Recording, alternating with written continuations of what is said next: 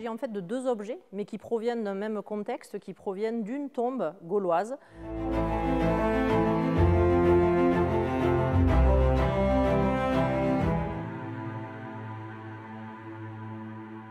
Je suis Réjeanne Roure, professeure d'archéologie à l'université Paul-Valéry de Montpellier et j'appartiens à l'unité de recherche UMR 5140 ASM, archéologie des sociétés méditerranéennes, qui réunit l'ensemble des chercheurs de l'université, du CNRS, du ministère de la Culture et de l'INRAP qui travaillent sur des problématiques communes. Et donc ces objets dont je vais vous parler aujourd'hui, il s'agit en fait de deux objets, mais qui proviennent d'un même contexte, qui proviennent d'une tombe gauloise découverte à Uzès, dans le Gard, à la fin du 19e siècle. C'est une découverte assez ancienne et si on connaît l'origine de ces objets, c'est parce qu'il y a une étiquette qui a été présentée qui a été accolée au support sur lequel est présenté l'un des objets. Et il se trouve que cette découverte, elle était connue des archéologues parce qu'elle est mentionnée dans un article qui a été écrit par un personnage dont le nom est mentionné aussi sur l'étiquette, J de Saint-Venant. Il y a indiqué sur l'étiquette donc don de J de Saint-Venant.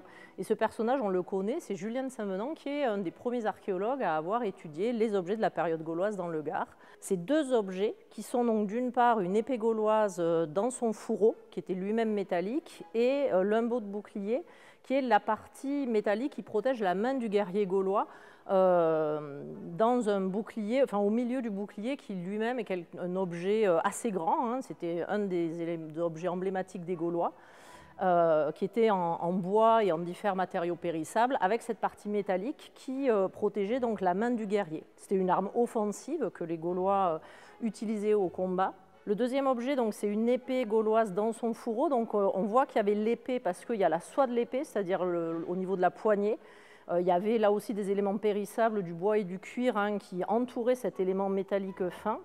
Et puis, il y a l'épée, mais on voit aussi qu'elle était dans un fourreau métallique. Il y a deux plaques et qui étaient maintenues après par un autre élément métallique qu'on appelle une boutrolle. Et on voit assez bien les deux pinces de la boutrolle, ici et ici.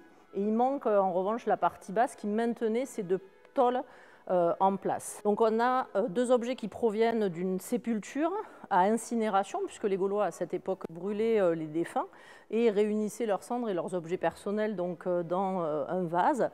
Ce vase n'est pas conservé, c'est ce que nous dit la relation assez précise que Julien de Saint-Venant a publiée dans cet article qui s'appelle « Les vols carrés comiques dans le Gard » et dans lequel il présente cette découverte faite par hasard.